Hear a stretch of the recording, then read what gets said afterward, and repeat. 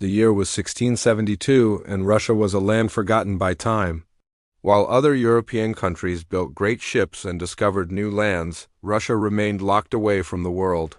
The country had no ports on the ocean, no modern army, and no contact with the advanced nations of Western Europe. Most Russians had never seen a foreigner or heard of the amazing inventions that were changing the world beyond their borders. In this backward land, something extraordinary was about to happen.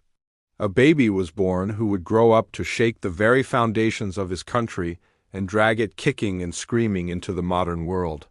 This baby was Peter Alexeyevich Romanov, and he would become known to history as Peter the Great. From the moment of his birth, Peter was different. He grew faster and larger than other children. By the time he was a teenager, he stood nearly 7 feet tall in a world where most men barely reached 5.5 feet. His hands were enormous, his voice boomed like thunder, and his energy seemed endless. People who met him never forgot the experience of standing next to this giant of a man. But Peter's physical size was nothing compared to the size of his dreams. While other kings were content to rule their countries the way their fathers and grandfathers had ruled, Peter looked at Russia and saw endless possibilities. He saw a nation that could become great if only someone had the courage to change everything. Russia in Peter's time was like a sleeping giant. The country was huge, stretching from Europe all the way to the Pacific Ocean. It had millions of people, vast forests, rich farmland, and valuable minerals buried in the ground. But all of this potential was wasted because Russia was cut off from the rest of the world. The Russian people dressed differently from Europeans, worshipped in a different way, and lived according to old traditions that had not changed for hundreds of years. The nobles wore long robes and grew long beards, just as their ancestors had done. They were suspicious of foreigners and refused to learn from other countries. Most Russians could not read or write, and even the nobles knew very little about the world beyond their borders. The Russian army was stuck in the past. While European armies used modern guns and cannons, Russian soldiers still fought with old weapons and outdated methods. The country had no navy at all, which meant Russia could not trade with distant lands or protect its coasts from enemy attacks. This was the world that Peter was born into, but it was not the world he intended to leave behind. Even as a young boy, Peter showed signs that he would be different from other Russian rulers. He was curious about everything, always asking questions and wanting to learn new things. He loved to work with his hands, building models and taking things apart to see how they worked. Most shocking of all for a future Tsar, Peter enjoyed spending time with common people. He would visit workshops and watch craftsmen at work. He learned carpentry, sailing, and even surgery. His tutors and advisors were horrified. In their opinion, a future king should not dirty his hands with manual labor. But Peter did not care what other people thought. He believed that a ruler should understand how things really worked, not just sit on a throne and give orders. This attitude would shape everything he did for the rest of his life. When Peter became ruler of Russia, he looked around at his country and made a decision that would change history. He decided that Russia must become a European power, no matter what the cost. This was not just a political decision, it was a personal mission that consumed his entire life. Peter understood that Russia's greatest weakness was its isolation from the rest of the world.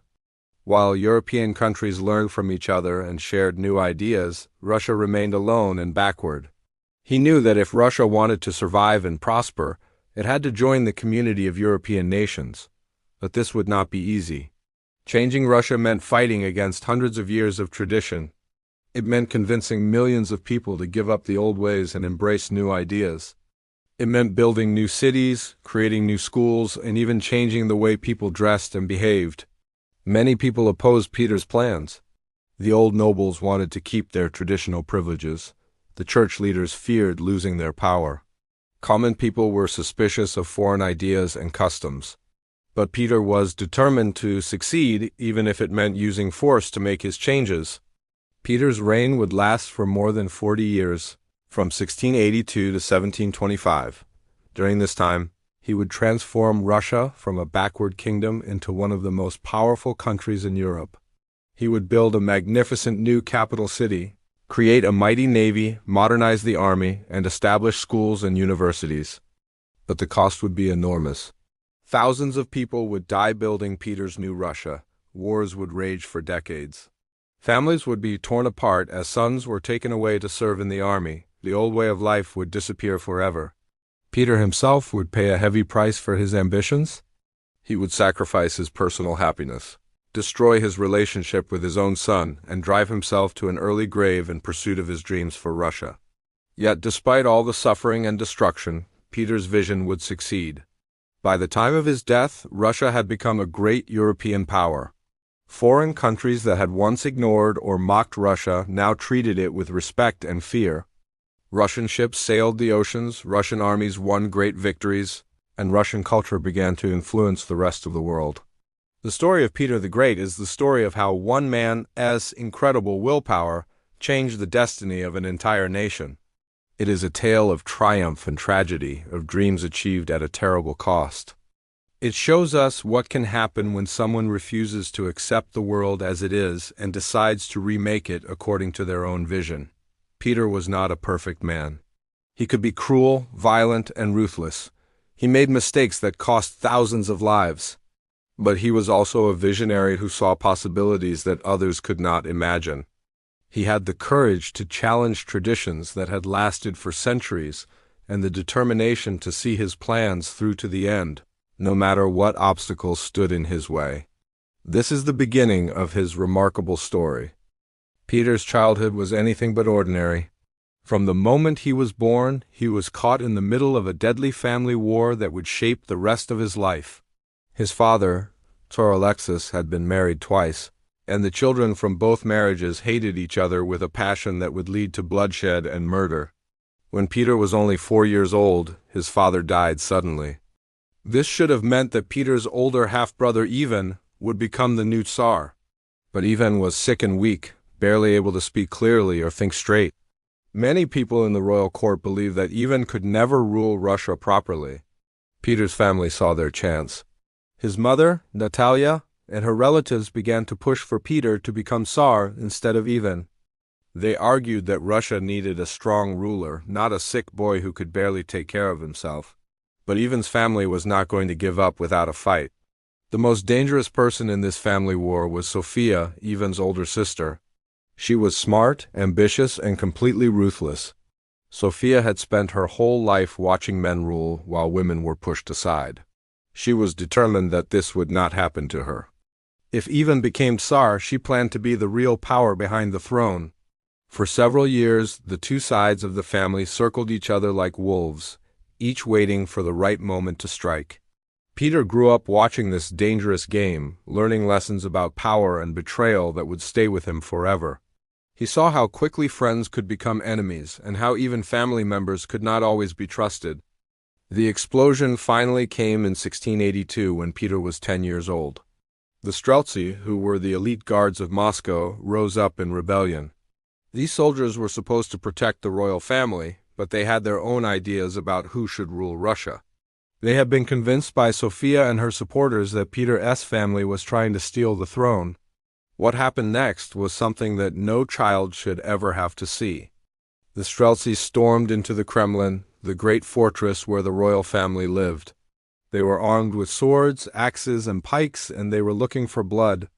Peter watched in horror as the soldiers dragged his mother's supporters out of their hiding places. These were men he had known all his life, people who had been kind to him and played with him when he was younger. Now they were being brutally murdered in front of his eyes. The worst moment came when the soldiers found Artemin Medvedev, who had been like a grandfather to Peter. The old man was thrown from a high window in the palace. He fell onto the sharp points of the soldiers' pikes below and died screaming in agony. Other men were hacked to pieces with axes, their blood splashing on the walls and floors of the palace. Young Peter stood frozen with terror as he watched these terrible scenes. His mother held him close, but she could not protect him from seeing the violence and hearing the screams of the dying men. The smell of blood filled the air, and the sound of the soldiers' laughter echoed through the halls. This day changed Peter forever. He learned that power was something that had to be fought for and defended with violence. He also developed a deep hatred for the old ways of doing things in Russia. The Streltsy represented everything that was backward and brutal about his country, and he swore that someday he would make them pay for what they had done. After the massacre, Sophia took control of the government. She declared that both Ivan and Peter would be Tsars together, but everyone knew that she was the one really making the decisions. Peter and his mother were forced to leave Moscow and go to live in a small village called Preobrazhenskoye. At first, this seemed like a punishment, but it turned out to be the best thing that could have happened to Peter. Away from the stuffy traditions of the royal court, he was free to explore and learn in ways that would have been impossible in the Kremlin. Preobrazhenskoye was near the German quarter of Moscow, where many foreigners lived and worked. These were people who had come to Russia from countries like Germany, Holland, and England. They brought with them knowledge of the outside world that was completely new to most Russians. Peter spent hours talking to these foreigners, learning about their countries and their customs. He discovered that there was a whole world beyond Russia's borders, full of amazing inventions and new ideas. The foreigners told him about great cities, powerful armies, and ships that could sail across the oceans to distant lands. One day, Peter found an old boat in a barn near the village. It was unlike any boat he had ever seen before. Most Russian boats were simple wooden rafts that could only be used on rivers. But this boat had been built by the English, and it was designed to sail on the open sea. Peter was fascinated by this boat. He convinced a Dutch sailor named Frans Timmerman to teach him how to sail it. For the first time in his life, Peter felt the thrill of moving across the water powered only by the wind. This old English boat, which he later called the grandfather of the Russian Navy, sparked a love of sailing that would change the course of Russian history. As Peter learned to sail, he began to ask questions that no Russian ruler had ever asked before. Why should Russia, the largest country in the world, be cut off from the seas? Why should Russian merchants have to depend on other countries to carry their goods to foreign markets?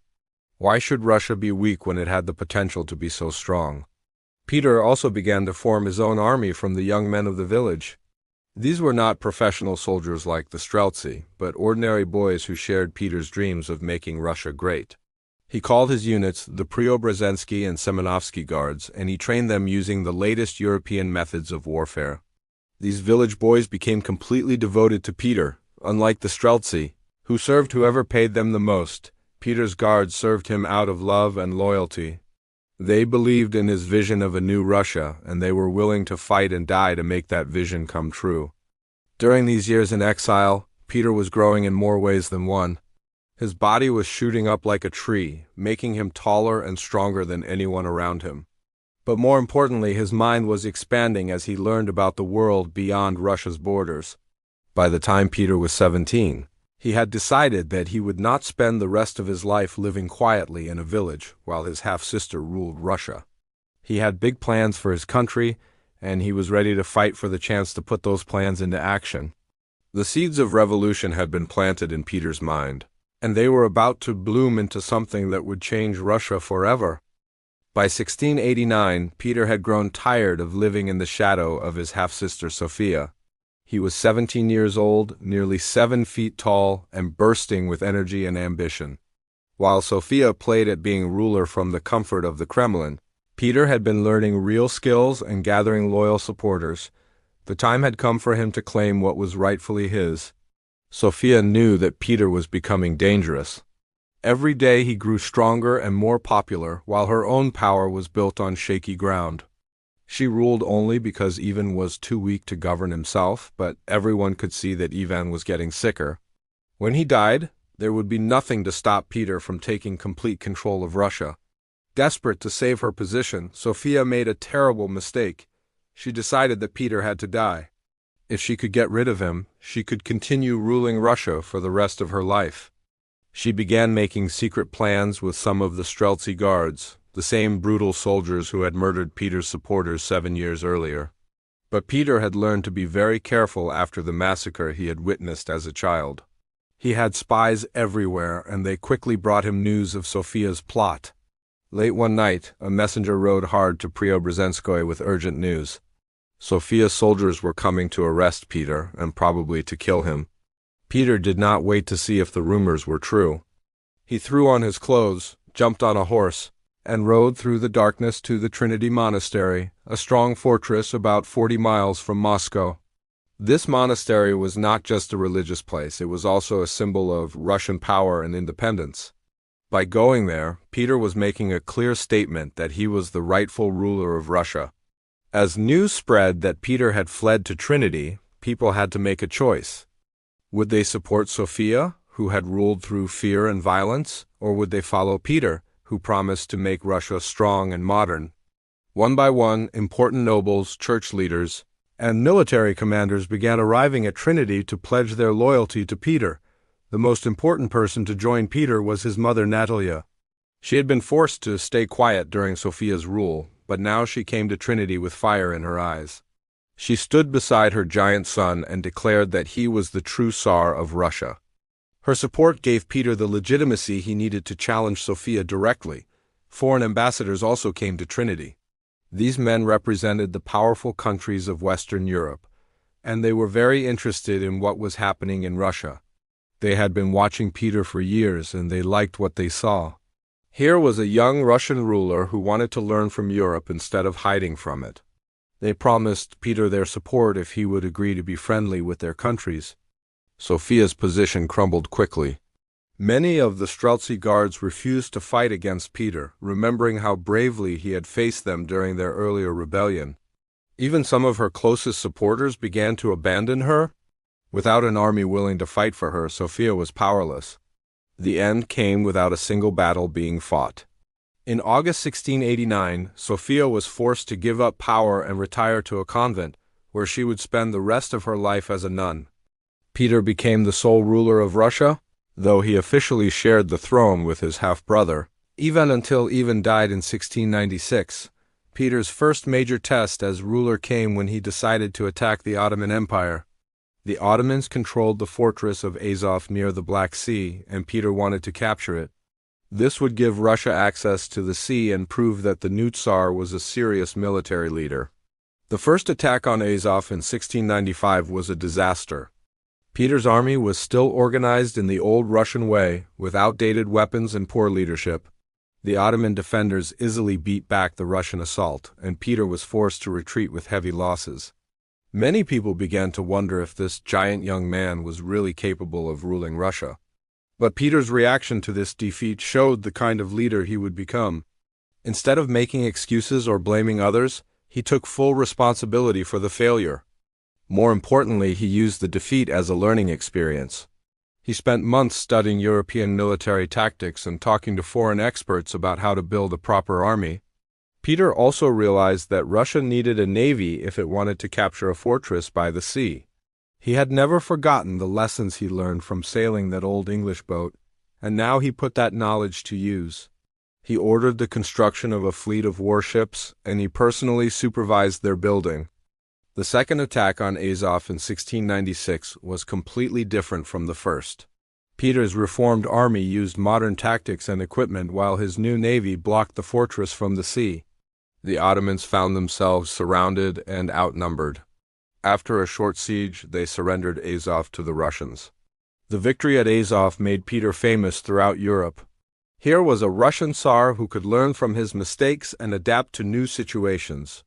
Foreign countries that had ignored Russia in the past now began to pay attention to what Peter was doing. But Peter knew that winning one battle was not enough. If Russia was going to become a real European power, it needed to learn everything it could about European science, technology, and culture. This led to one of the most amazing decisions any ruler had ever made. In 1697, Peter announced that he was going to travel to Western Europe to study how modern countries were run. This was shocking news. Russian Tsars were supposed to stay in Russia and rule from the throne. They did not travel to foreign countries like common merchants or diplomats. Even more shocking was Peter's decision to travel in disguise. He did not want to be treated like a king with formal ceremonies and polite conversations. He wanted to work alongside ordinary craftsmen and learn practical skills that would help him modernize Russia. Peter put together a group of about 250 Russians who would travel with him. This group was called the Great Embassy, and it included nobles, merchants, craftsmen, and students. Their mission was to learn everything they could about European technology, military tactics, and government. The great embassy left Russia in March 1697, beginning a journey that would change Peter and his country forever. For the next 18 months, the Tsar of the largest country in the world worked as a common laborer in Dutch shipyards, studied navigation in England, and learned about European customs in Germany and Austria. In Holland, Peter worked building ships with his own hands. He learned how to use European tools and techniques, and he recruited Dutch craftsmen to come back to Russia with him. He was so interested in shipbuilding that he would work from dawn to dusk, coming home covered in tar and wood shavings. In England, Peter studied the Royal Navy and learned about English methods of government.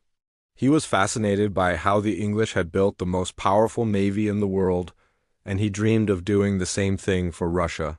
But while Peter was learning about Europe, trouble was brewing back home. The Streltsy Guards had risen in rebellion again, demanding that Sofia be brought back to power and that Russia return to the old ways. When news of this rebellion reached Peter, he immediately headed home to deal with this threat to his rule. The young Tsar who returned to Russia in 1698 was very different from the one who had left. He had seen the power and wealth of European countries, and he was more determined than ever to transform Russia. The Streltsy rebellion would give him the perfect opportunity to show that the old Russia was dead and that a new era had begun. When Peter returned to Russia from his travels in Europe, he brought with him hundreds of foreign experts and a head full of revolutionary ideas. But he also came back to find his country in chaos. The Streltsy Guards had rebelled again, demanding the return of the old ways and the restoration of Sofia to power. Peter's response was swift and brutal.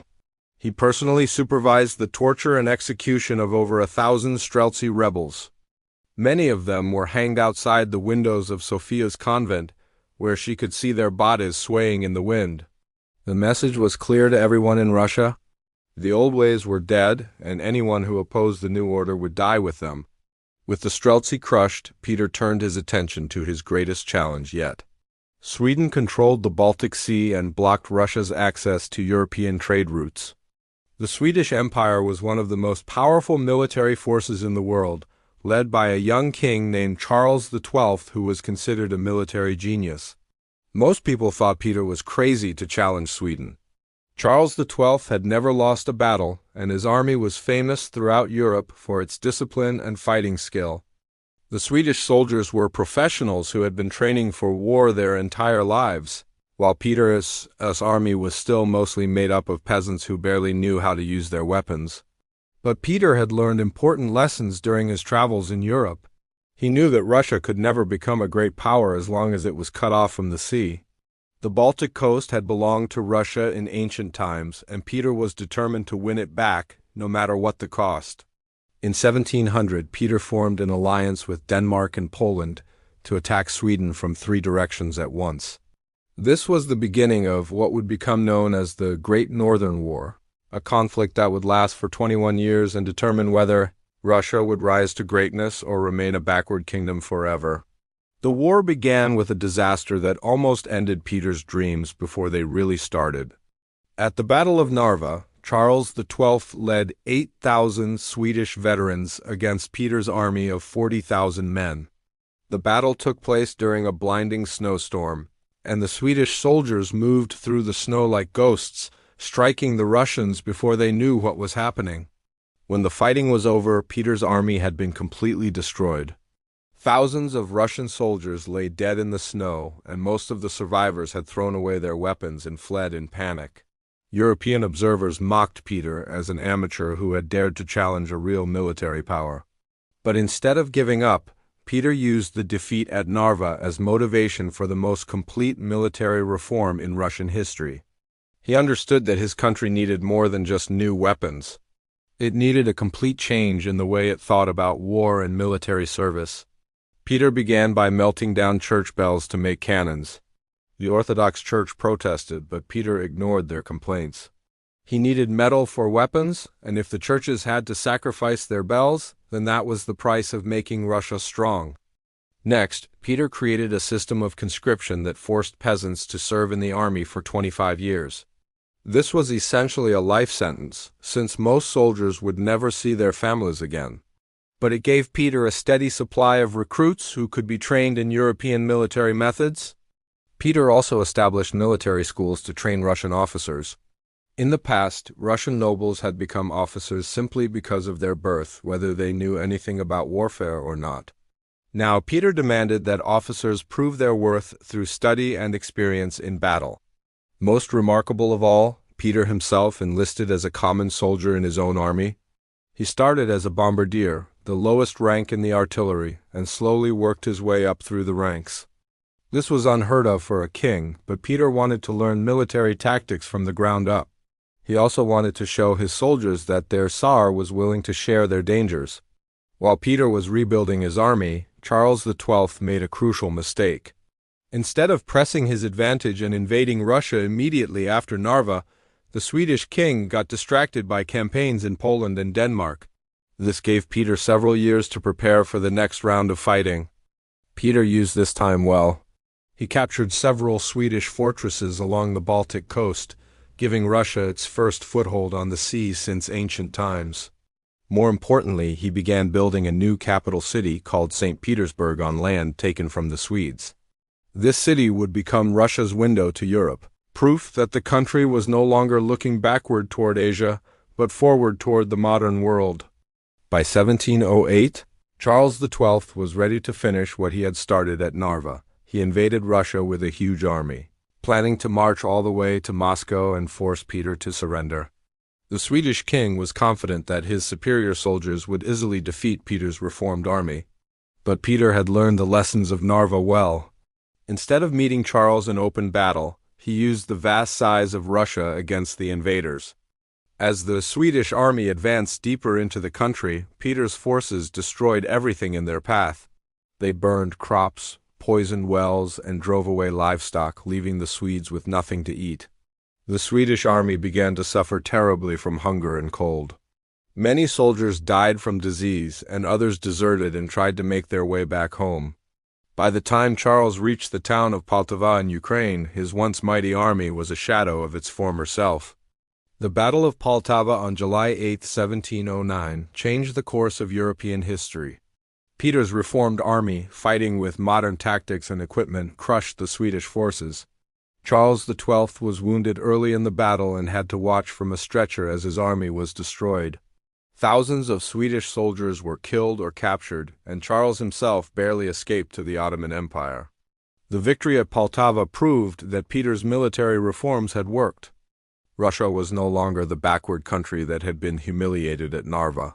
It was a modern, European power with a professional army that could defeat the best soldiers in the world. News of the Russian victory shocked Europe. For over a century, Sweden had been one of the most feared military powers on the continent. Now a country that most Europeans had barely heard of had destroyed the Swedish army and captured thousands of their best soldiers. Peter had learned exactly what he had predicted years earlier. He had said that the Swedes would beat the Russians for a long time, but eventually they would teach the Russians how to beat them. At Poltava, that prediction came true. The Great Northern War would continue for another 12 years, but the outcome was no longer in doubt. Russia had announced its arrival as a great power, and Peter had proven that his vision of a modern European Russia was not just a dream, but a reality that could be achieved through determination, sacrifice, and the willingness to learn from both victory and defeat. While Peter was still fighting the Swedish army, he began work on the most ambitious project of his entire reign. In 1703, just 3 years after his crushing defeat at Narva, Peter decided to build a completely new capital city from scratch. This city would rise from the swamps and marshes near the mouth of the Neva River, on land that he had just captured from the Swedes. Everyone told Peter that his plan was impossible. The land he had chosen was a nightmare of mud, water, and disease-carrying mosquitoes. For most of the year, the area was either frozen solid or flooded with swamp water. No major city had ever been built in such a terrible location, and many people believed that Peter had lost his mind. But Peter had a vision that no one else could see. This new city would be Russia's window to Europe, a magnificent capital that would rival Paris, London, and Vienna. It would have wide boulevards, beautiful palaces, and canals like those he had seen in Amsterdam. Most importantly, it would be a port city where Russian ships could sail directly to European markets without depending on other countries. Peter named his new city St. Petersburg after his patron saint. From the very beginning, he was determined that this would not be just another Russian city built in the traditional style. St. Petersburg would be completely European in its design, with architecture and customs borrowed from the most advanced countries in the world. The construction of St. Petersburg was one of the greatest engineering challenges in human history. Thousands of workers had to drain swamps, dig canals, and drive wooden piles deep into the muddy ground to create a foundation strong enough to support buildings. The work was backbreaking and dangerous, and many workers died from disease, exhaustion, and accidents. Peter himself worked alongside the common laborers, carrying timber and laying stones with his own hands. He lived in a simple wooden house while his city grew around him, refusing to build himself a palace until the basic infrastructure was complete. When foreign ambassadors came to visit, they were amazed to find the Tsar of Russia living like an ordinary worker. The human cost of building St. Petersburg was enormous. Historians estimate that over 100,000 people died during the construction of the city. Workers came from all over Russia, many of them forced to leave their families and villages forever.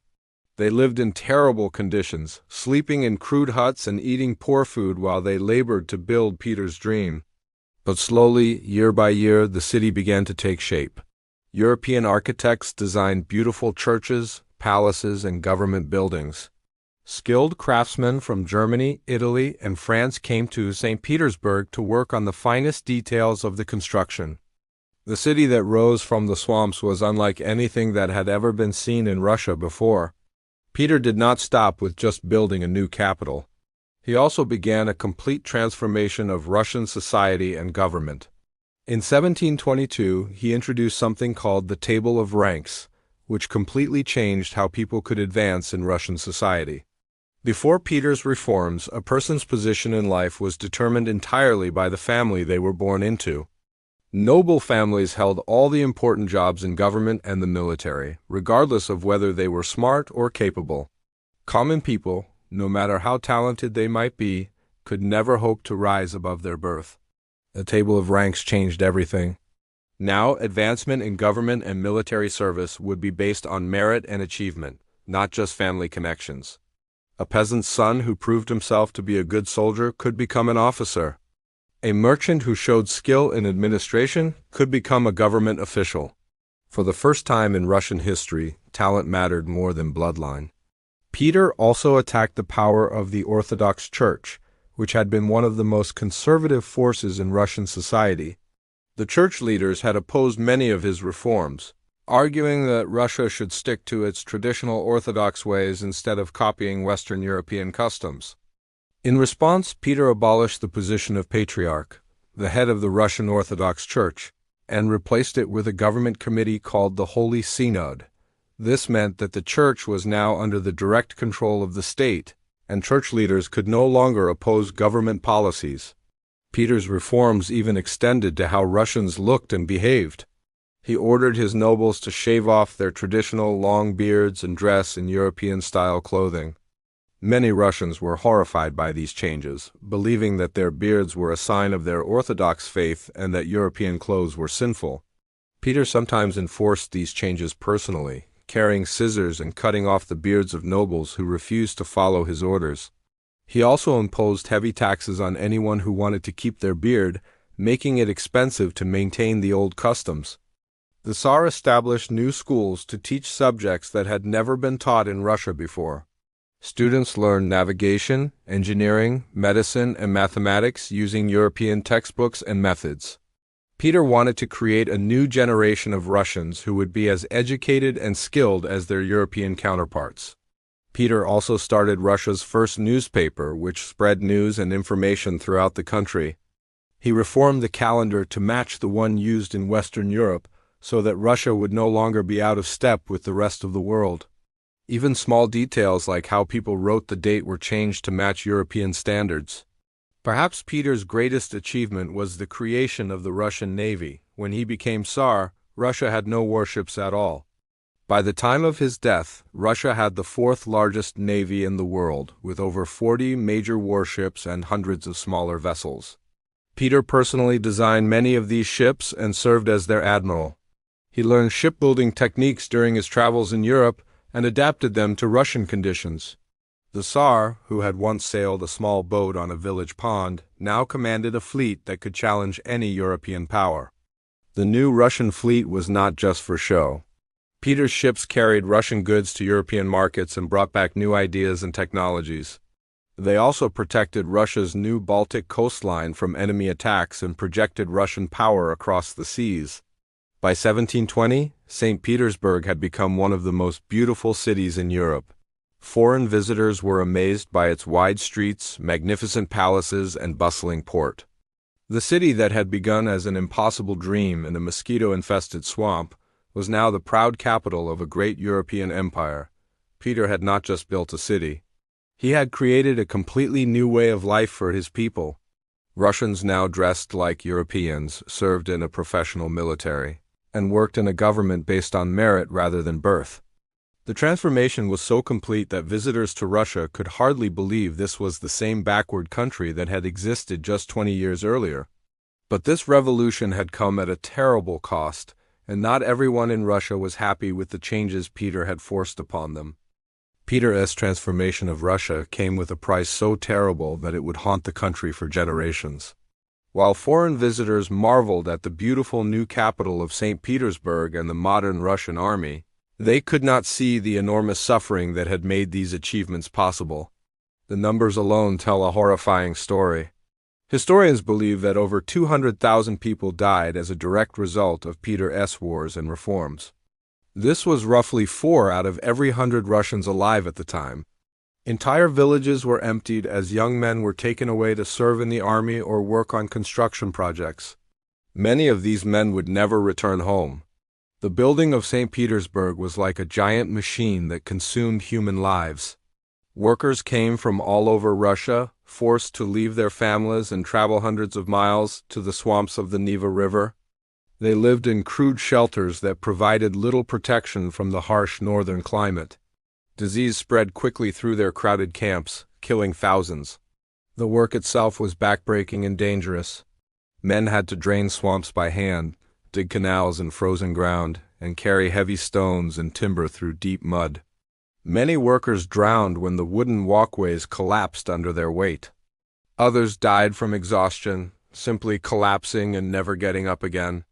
Peter's military reforms also demanded a terrible sacrifice from ordinary Russian families. The new conscription system took 1 man out of every 20 households to serve in the army for 25 years. This was essentially a death sentence for most families, since they would never see their sons, fathers, or brothers again. The conscription officers traveled from village to village like harbingers of doom. When they arrived, entire communities would try to hide their young men in forests or cellars. Some families even mutilated their sons, cutting off fingers or breaking bones, hoping to make them unfit for military service. But there was no escape from Peter's demands. The army needed soldiers, and Peter was determined to get them no matter what the cost. Village leaders who tried to protect their young men were severely punished. Families who hid their sons faced heavy fines and imprisonment. Traditional Russian society fought back against Peter's changes with all the strength it could muster. The Old Believers, a conservative religious group, saw Peter as the Antichrist himself. They believed that his Western reforms were destroying the true Russian faith and leading the country to spiritual ruin. These religious conservatives organized resistance movements throughout the empire. They refused to shave their beards, wear European clothes, or send their children to Peter's new schools. Some Old Believers even burned themselves alive rather than submit to what they saw as the devil's work. The opposition to Peter's rule erupted into massive rebellions that threatened to tear the country apart. In 1705, the city of Astrakhan rose up against the Tsar's reforms. The rebels killed government officials, destroyed European-style buildings, and declared that they would restore the old Russian ways. Peter's response was swift and merciless. He sent troops to crush the rebellion, and the fighting was brutal. Thousands of rebels were killed in battle, and many more were executed after the city was recaptured. The leaders of the rebellion were tortured to death as an example to others who might think of opposing the Tsar. An even more serious threat came in 1707 when Konrad Bilavin led a massive Cossack rebellion in southern Russia. The Cossacks were fierce warriors who had traditionally enjoyed considerable freedom from government control. They hated Peter's attempts to bring them under central authority and force them to follow his new rules. Bilavin's rebellion spread like wildfire across the southern regions of Russia. Hundreds of thousands of peasants and Cossacks joined the uprising, attacking government buildings, killing officials, and destroying anything that represented Peter's reforms. For a time, it seemed like the entire southern half of the empire might break away from Peter's control. The war against the rebels was savage and showed no mercy on either side.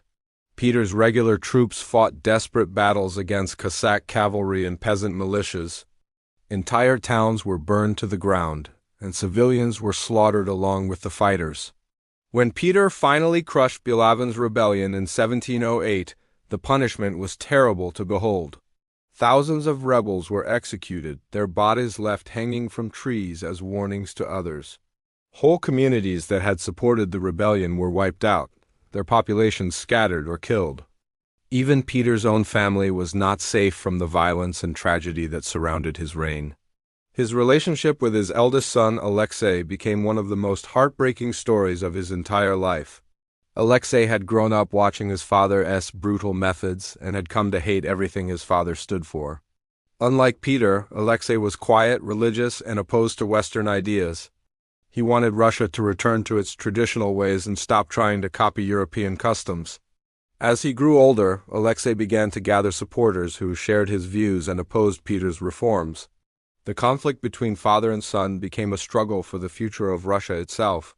Peter saw Alexei as a threat to everything he had worked to achieve. If Alexei became Tsar after Peter's death, he might undo all the reforms and drag Russia back into the Dark Ages. In 1718, the crisis reached its climax when Peter discovered that Alexei had been plotting against him with foreign enemies. The Tsar was faced with a terrible choice. He could forgive his son and risk seeing his life's work destroyed, or he could treat Alexei like any other traitor to the state. Peter chose duty over fatherhood. He had Alexei arrested and brought to trial for treason.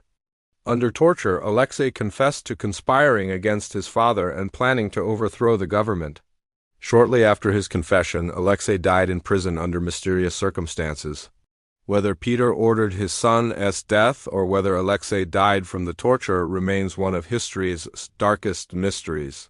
What is certain is that the loss of his heir broke something deep inside Peter's heart. Those who knew him said that he was never the same after Alexei's death. The human cost of Peter's revolution extended far beyond the battlefield and the construction sites. It reached into the very heart of families, destroying relationships and forcing people to choose between loyalty to the old ways and survival in the new world that Peter was creating.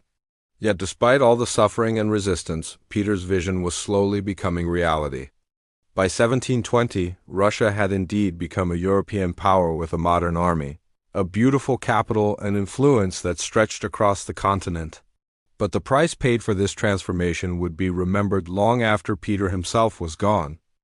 Behind the public image of the great reformer and military genius lived a deeply troubled man. The same childhood trauma that had shaped Peter into a revolutionary leader had also left him with wounds that never healed. The boy who had watched men being thrown from palace windows and murdered with axes had grown into a man haunted by fears and tormented by inner demons. Peter suffered from a condition that modern doctors would recognize as severe epilepsy. Without warning, he would be struck by violent seizures that left him writhing on the ground, his massive body shaking uncontrollably. During these attacks, foam would pour from his mouth and his eyes would roll back in his head. The sight of the giant Tsar reduced to helplessness terrified everyone who witnessed it.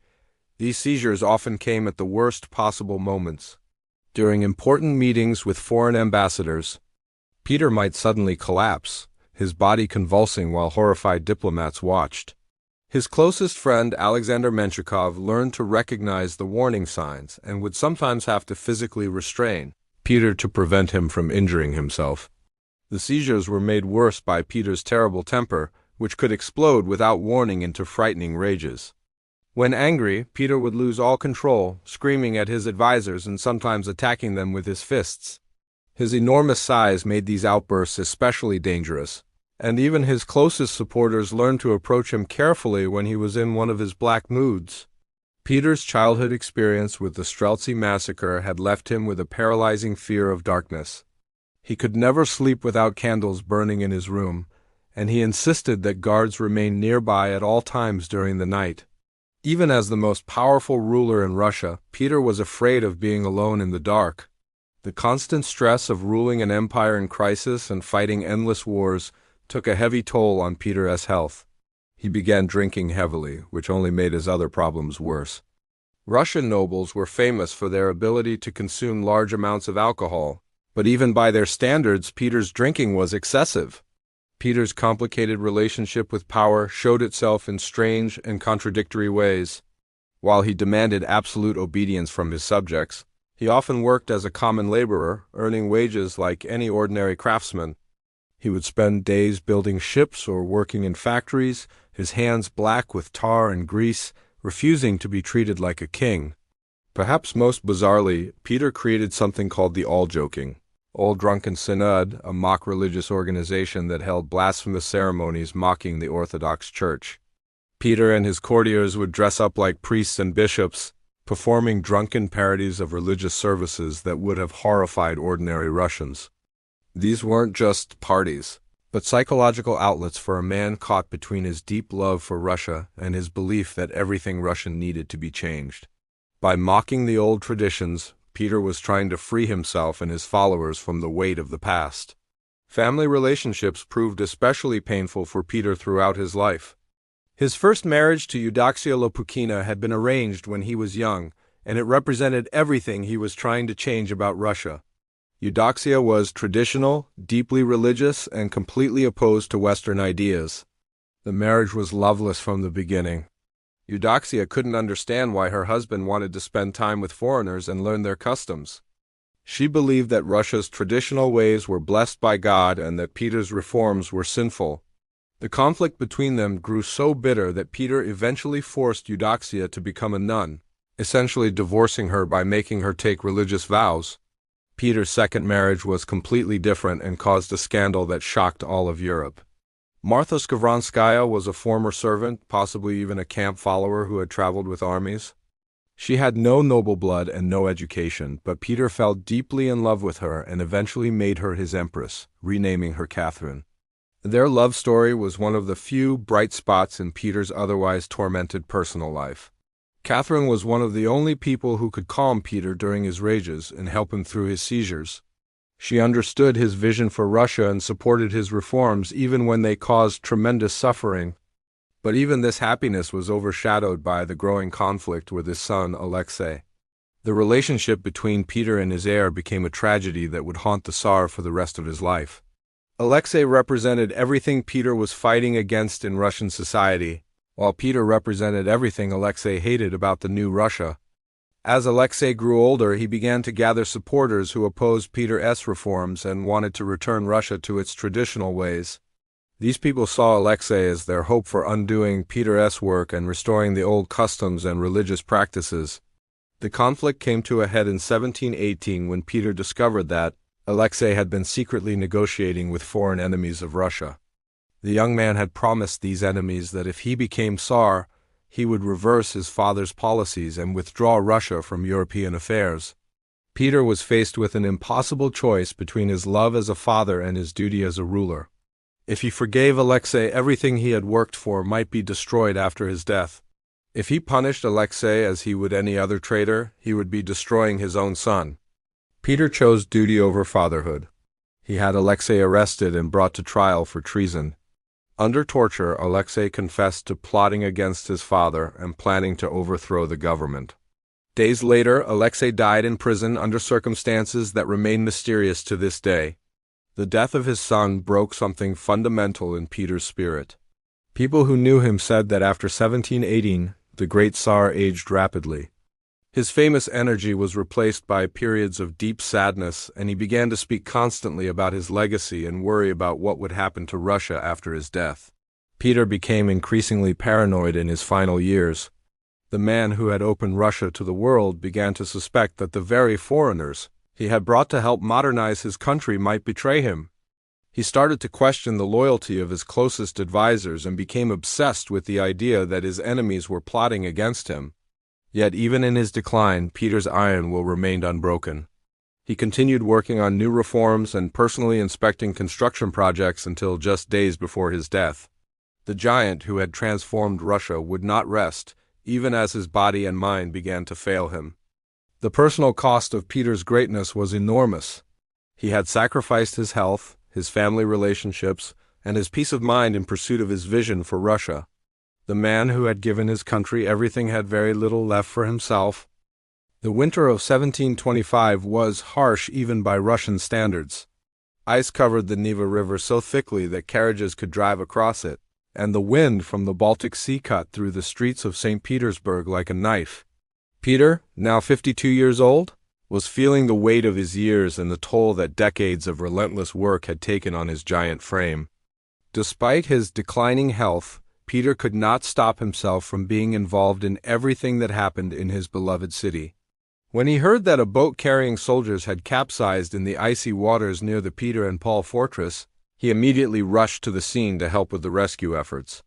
Without thinking of his own safety, Peter waded into the freezing water up to his waist, helping to pull drowning soldiers from the river. His courtiers begged him to leave the work to younger men, but Peter refused. These were his soldiers, and he would not abandon them to save his own comfort.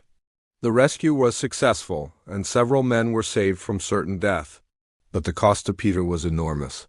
Standing in the icy water for hours had chilled him to the bone, and by the time he returned to the Winter Palace, he was shivering uncontrollably and burning with fever. At first, Peter tried to ignore his illness and continue with his normal routine. He had survived so many challenges in his life that he believed he could overcome this sickness as well. But the fever grew worse, and soon he was too weak to leave his bed. The doctors who came to examine Peter were puzzled by his condition. Some believed he was suffering from pneumonia caused by his exposure to the cold water. Others suspected that his kidneys were failing, possibly damaged by years of heavy drinking and the stress of ruling an empire. As Peter lay dying in the Winter Palace, the question that haunted everyone was succession. Who would rule Russia after the great Tsar was gone? Peter had no obvious heir since the death of his son Alexei, and he had never clearly named anyone to take his place. The dying Tsar understood the importance of this decision. Everything he had worked for during his long reign could be destroyed if the wrong person came to power. A weak ruler might undo his reforms, while a cruel one might plunge Russia into civil war. Peter tried desperately to write down his final wishes about who should succeed him. With trembling hands, he managed to write only a few words before his strength failed completely. The incomplete message read simply, "Give everything to Dot," and then nothing more. The most important decision of his reign would remain forever unfinished. On February 8, 1725, surrounded by weeping courtiers, foreign ambassadors, and members of his family, Peter the Great died. His massive body, which had towered over everyone around him for so many years, finally lay still. The giant who had transformed Russia was gone. The immediate reaction to Peter's death revealed just how completely he had changed his country. In the old Russia, the death of a Tsar would have meant a return to traditional ways and the rejection of foreign influences. But in Peter's Russia, the institutions he had created continued to function even without their creator. The table of ranks ensured that government positions continued to be filled based on merit rather than birth. The military academies kept training officers in European methods of warfare. The navy he had built from nothing remained a powerful force that other countries had to respect. Most importantly, St. Petersburg continued to grow and prosper as Russia's window to Europe. The city that had seemed like an impossible dream when Peter first began building it in the swamps was now one of the most beautiful capitals in the world. Foreign merchants, diplomats, and scholars continued to come there, bringing new ideas and opportunities for trade. The psychological transformation of Russia was perhaps even more significant than the physical changes. Russians now saw themselves as Europeans rather than as people from some distant, backward country. They dressed in European clothes, followed European customs, and competed with European powers for influence around the world. But Peter's legacy was complicated and full of contradictions. He had modernized Russia's institutions while making the government more autocratic than ever before. He had freed his people from medieval ignorance while enslaving them more completely to the power of the state. Foreign observers struggled to understand what Peter had accomplished. The French philosopher Voltaire called him a genius in all he undertook and praised him for bringing civilization to a backward land. But others criticized his brutal methods and the enormous human cost of his reforms. What no one could deny was the magnitude of his achievement. In just over 40 years, Peter had transformed Russia from a landlocked kingdom that barely registered in European politics into a great power that could challenge any country in the world. The numbers told an amazing story of transformation. When Peter became Tsar, Russia had no navy, no regular army trained in modern methods, no technical schools, and almost no trade with Western Europe. At his death, Russia had 130,000 regular soldiers, 100,000 Cossack cavalry, a navy of 48 major warships, dozens of schools teaching European subjects, and thriving trade relationships across the continent. The population of Russia had grown from about 10 million to 15 million people. Despite the terrible losses from wars and the costs of Peter's construction projects, new cities had been built, new industries had been established, and new farmlands had been opened for cultivation. Perhaps most remarkably, Russia had become a country that attracted talented people from all over Europe. Scientists, engineers, artists, and craftsmen came to St. Petersburg seeking opportunities that they could not find in their home countries. The backward nation that had once been isolated from the world had become a center of learning and innovation. Peter's death created a succession crisis that would plague Russia for decades. Without a clear heir or a peaceful way to transfer power, the country experienced a series of palace coups and short-lived rulers. But the basic structure that Peter had created proved strong enough to survive these political upheavals. The empire that Peter left behind was not perfect, and many of its problems would continue to trouble Russia for centuries to come. But it was undeniably a great power, capable of defending itself against any enemy and influencing events throughout Europe and beyond. As news of Peter's death spread across Europe, foreign courts had to acknowledge that a giant had passed from the world stage. The man who had once worked as a common shipbuilder in Dutch yards was mourned as one of the most important rulers of his age. Peter the Great had achieved his impossible dream. Russia would never again be dismissed as a backward Asian kingdom. It had taken its place among the great powers of Europe, and that place would endure long after its creator was gone. Nearly 300 years have passed since Peter the Great died in his winter palace, but his influence on Russia and the world continues to this day. No other ruler in history has so completely transformed a nation, and few have left such a lasting mark on the course of human events. The most visible reminders of Peter's achievements still stand in St. Petersburg, the magnificent city he carved out of frozen swamps. Millions of visitors walk through its grand palaces, cross its elegant bridges, and marvel at its beautiful churches every year. The Hermitage Museum, one of the world's greatest art collections, sits in the Winter Palace where Peter once lived and died. Walking through St. Petersburg today feels like stepping into Peter's dream made real. The wide boulevards he planned still carry traffic between buildings designed by the European architects he brought to Russia. The canals he ordered to be dug still flow through the heart of the city, earning it the nickname Venice of the North. Even the geometric layout of the streets follows the plan that Peter approved over 3 centuries ago. But Peter's legacy goes far deeper than beautiful buildings and tourist attractions. The governmental system he created shaped Russia for over 200 years, lasting until the Communist Revolution in 1917. His table of ranks, which made advancement depend on merit rather than birth, remained the foundation of Russian civil service throughout the entire imperial period. The military traditions that Peter established proved even more durable. The regiments he created, like the Preobrazhensky and Semenovsky Guards, became legendary units that served the Russian Empire with distinction for centuries. The naval academy he founded continued to train Russian officers through both world wars and into the modern era. Peter's decision to subordinate the Orthodox Church to government control had consequences that lasted until the fall of the Soviet Union. By making religious leaders answer to political authority, Peter established a pattern that would be followed by every subsequent Russian government, including the communist regime that claimed to be atheistic. Perhaps most importantly, Peter solved the fundamental question of Russia's relationship with Europe. Before his reign, Russia was an isolated, backward country that played no role in European affairs. After Peter, Russia became permanently established as a great European power, a status it has maintained through the Tsarist period, the Soviet era, and into the present day. Every Russian leader since Peter has had to grapple with the basic questions he raised about his country's identity and future direction. Should Russia embrace Western ideas and technologies, or should it follow its own unique path? How much change is necessary for Russia to remain strong and competitive in the modern world? Catherine the Great, who ruled Russia 40 years after Peter's death, consciously tried to continue his work of Westernization. She expanded his educational reforms, built new cities following his model, and further increased Russian influence in European politics. Many historians consider her reign to be the completion of the revolution that Peter had started. In the 19th century, Russian intellectuals divided into two camps over Peter's legacy. The Westernizers argued that Russia should continue following the path Peter had set, learning from Europe and adopting modern ideas and technologies.